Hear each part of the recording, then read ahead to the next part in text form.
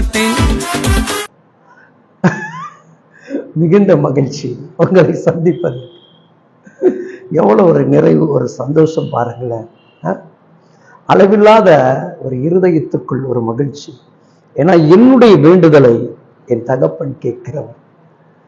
நான் நிறைய நேரத்துல நான் சிரமப்பட்டு போயிட்டனோ, ஒடுங்கி போயிட்டனோ, அதனால என் தேவன் என் ஜெபத்தை கேட்காம போயிட்டாரோ, எல்லாரையும் போல என் தகப்பன் என்னையும் அப்படி ஒதுக்கிட்டாரோ,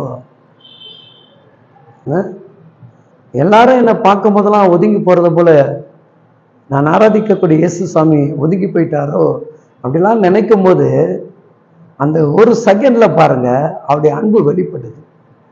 வரமாட்டு பாங்குறேன், எப்படா உன்னை வெறுப்பேன் நான் கொடுத்த ஜீவ உயிரலடா, என் சுவாச காத்து உங்ககிட்ட தான்டா கொடுத்துருக்குறேன். என்ன இந்த உலகத்துக்கு தகப்பென்று வெளிப்படுத்தக்கூடிய ஒரு ஸ்தானத்தை உங்க கையில கொடுத்துருக்குறேன்.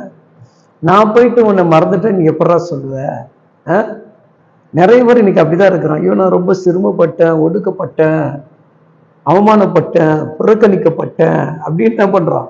நிறைய காரியங்களை நம்ம என்ன பண்றோங்க, பேசிட்டே இருக்கிறோம். என் அன்பான தேவ பிள்ளைகளே, தயவு செய்து நான் உங்களுக்கு சொல்லுகிறேன், உங்களை ஒதுக்குறான்னு நினைக்காதீங்க. நீங்க ஒதுங்கிக்கிட்டு இருக்கிறீங்க, அதுதான் பிரச்சனை. யாரும் உங்களை வெறுக்கல, நீங்களே உங்களை வெறுத்து கொண்டிருக்கிறீங்க. ஏன் நமக்கு அந்த விட்டு கொடுக்கிற எண்ணம் வர மாட்டேங்குது? ஏன் சகிப்பு வர மாட்டேங்குது? இது வராதனால நம்ம தனிமைப்படுத்துறோம். தகப்ப நமக்கு எல்லாம் உறவு தானங்க கொடுக்குறாரு. சபையை கொடுக்குறாரு, ஊழியரை கொடுக்குறாரு, சில விசுவாசிகளை கொடுக்குறாரு, சொந்த பந்தங்களை கொடுக்குறாரு, எல்லாமே நம்ம கையில கொடுக்குறாரு.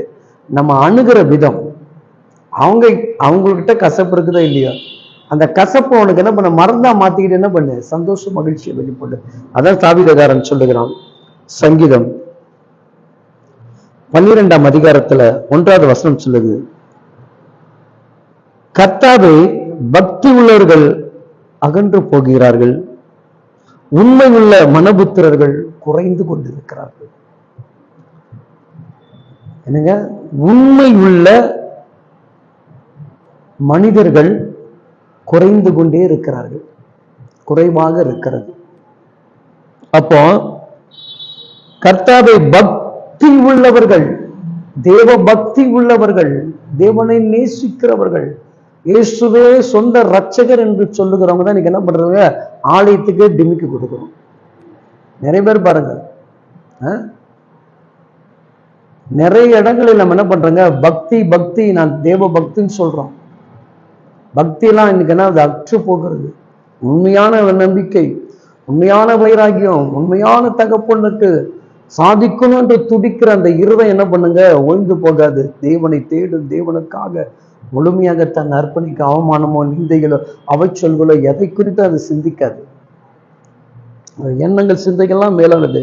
நீங்க அதுல பாத்தீங்கன்னா சங்கீதம் 15வது வசனத்துல விதமாக சொல்லும், உத்தமமாக நடந்து நீதியிலே நடப்பித்து மனதார சத்தியத்தை பேசுகிறவர்களே, அவன் தன் நாவினால் புறங்கூறாமலும் தன் தோழனுக்கு தீங்கு செய்யாமலும் தன் அயலான் மீது சொல்லப்படக்கூடிய நிந்தைகளை பேச்சை எடுக்காமல் இருக்கணும். அப்படிப்பட்டவர்களால் தான் என்ன பண்ண முடியும், இந்த பரிசுத்தமான கூடாரத்துக்குள்ளே வாசம் செய்ய முடியும்னு சொல்றாரு. அப்ப அந்த பேச்சு, இந்த நிந்தைகள் வரும்போது தான் நம்ம என்ன பண்றோம், டைவர்ட் ஆகிறோம். சூழ்நிலை மாறுகிறது, இடங்கள் மாறுகிறது, காரியங்கள்லாம் மாறுது.